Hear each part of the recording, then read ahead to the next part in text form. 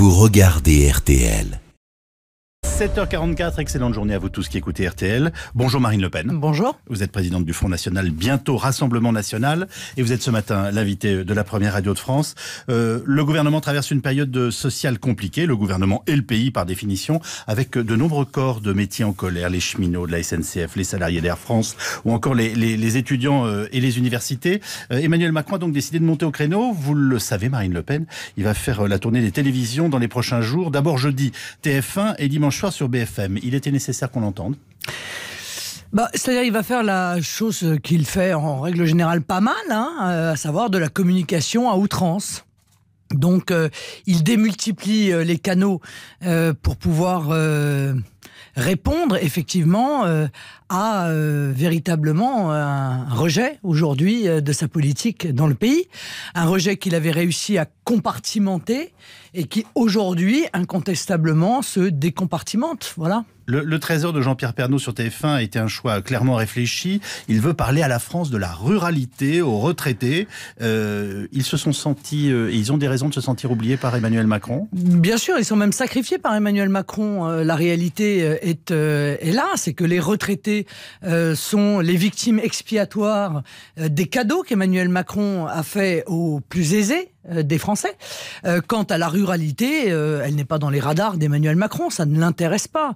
Et toute la politique qu'il met en œuvre vise à effondrer en réalité la qualité de vie de la ruralité.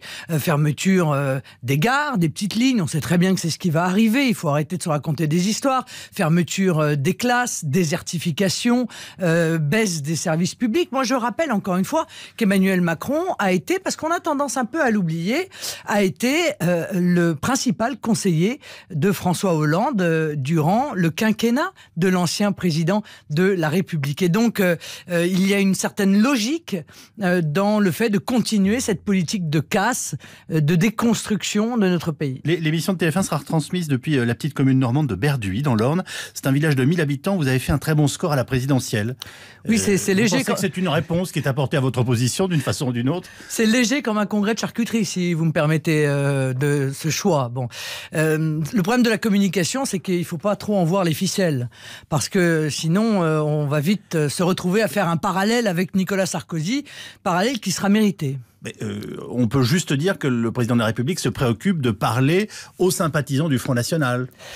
Non, le président, en tout cas d'essayer de le faire. Le président de la République essaye de recréer un lien qu'il s'est rompu avec des pans entiers de la population française. C'est quand même un peu inquiétant au bout d'un an de voir le niveau de rupture, la perte de vitesse du président de la République à l'égard des Français de la ruralité, des retraités, des fonctionnaires, j'en passe et des meilleurs. Donc il est dans une grande opération électoraliste, on voit bien qu'il ne pense qu'aux européennes, et il finit d'ailleurs par ne parler que des européennes, comme il l'a fait hier dans son discours devant les évêques de France. Un dernier mot sur cette stratégie de communication, en tout cas cette semaine. Il fera une autre intervention, notamment sur BFM TV. Il sera interviewé par Jean-Jacques Bourdin et le journaliste de Mediapart, Edoui Plenel. Est-ce que vous êtes surprise par ce choix? Je suis scandalisé. Je suis scandalisé que le président de la République française se fasse interviewer durant 2 heures par un homme qui a justifié et s'est réjoui de l'assassinat des athlètes israéliens aux Jeux Olympiques de Munich. Ça me scandalise et ça devrait scandaliser tous les Français et tous les observateurs de la vie politique. Ce monsieur Plenel doit avoir beaucoup d'influence pour réussir, malgré ses positions, à décrocher une interview de ce type. Vous nous dites qu'il n'est pas aujourd'hui légitime pour interviewer le président de la République française? Je pense qu'il est tout à fait illégitime à le faire. Encore une fois, c'est un homme qui a justifié et défendu un acte terroriste ignoble. Ignoble. Il réitérerait ses propos aujourd'hui, il serait traîné devant le tribunal correctionnel, et à juste titre, pour incitation et défense du terrorisme. Et l'on va, devant lui, s'expliquer comme s'il était une autorité morale. Je trouve ça extrêmement grave, oui, je le dis clairement. Il est par définition un pouvoir d'influence sur un média qui s'affirme indépendant, et c'est à ce titre qu'il est reçu par nos confrères pour interroger le président de la République. Drôle de leçon et drôle de signal lancé tout de même, alors que nous sommes en guerre contre le terrorisme islamiste. Que tous les jours sur les réseaux sociaux, des centaines de personnes se croient autorisées à défendre les exactions de Daesh, à défendre les terroristes islamistes, que le gouvernement nous fait croire qu'il y a une forme de fermeté à l'égard de ces personnes-là et qui va aller répondre aux questions de M. Plenel. Mais quel signal les terroristes islamistes vont donc entendre ? Quel lien faites-vous entre les terroristes islamistes et Edoui Plenel ? Excusez-moi, mais... Bon, je recommence. Pour ceux qui n'ont pas compris ou qui ne connaissent pas ce qui s'est passé. Monsieur Plenel a, il y a un certain nombre d'années, commis des écrits dans lesquels il se réjouissait de l'assassinat des athlètes israéliens commis au JO de Munich. Rien que cela devrait le discréditer totalement et a fortiori le discréditer à interviewer le président de la République française. Marine Le Pen. Voilà. Évidemment, Edoui Plenel vous répondra. Je vous propose de passer à l'actualité française directement, et notamment aux mouvements sociaux, notamment concernant la grève à la SNCF. Vous avez déclaré regretter les perturbations entraînées par la grève des cheminots. Vous pensez qu'ils ont d'autres moyens d'exprimer leur désaccord ? Sûrement, faisons preuve d'imagination, ils pourraient décider que l'intégralité des usagers vont pouvoir user des moyens de transport de manière parfaitement gratuite. Voilà un moyen de pression à la limite sur la SNCF qui ne ferait pas des usagers en quelque sorte. Ahurissant, vous en conviendrez pour une société qui accumule les pertes. Je veux dire, si les mouvements de grève se traduisent par le transport gratuit pour tout le monde, on ne peut pas dire que ce soit très raisonnable, objectivement.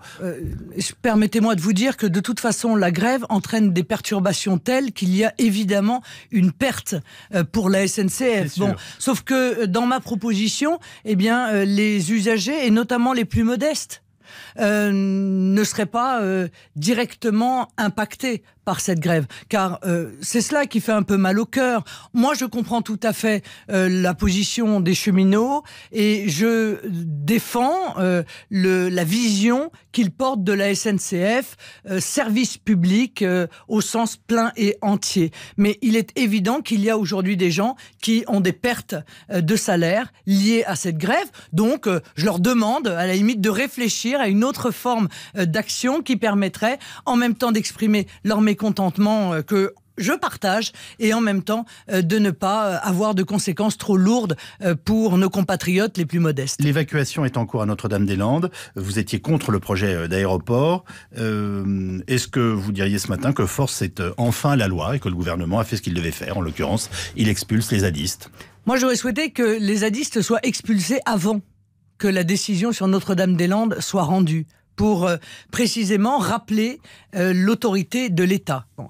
Moyennant quoi c'est fait, ça a l'air assez facile. Pourquoi a-t-on attendu des années en laissant s'installer un État, une zone de non-droit à Notre-Dame-des-Landes? Ça, c'est la première question. Deuxièmement, puisque le gouvernement veut donner des signes de fermeté, qu'il aille au bout de sa logique, qu'il rétablisse la sécurité à Mayotte, où l'insécurité est majeure, massive, et où les Mahorais sont abandonnés aujourd'hui par l'État, qu'il rétablisse la sécurité dans les universités, où les milices d'extrême gauche, les mêmes qui ont fait l'objet d'une mansuétude totale au cours du mandat de François Hollande, ces milices d'extrême gauche détruisent régulièrement des centres-villes sans que personne ne réagisse, sans qu'une décision de dissolution de ces groupuscules d'extrême gauche ne soit décidée.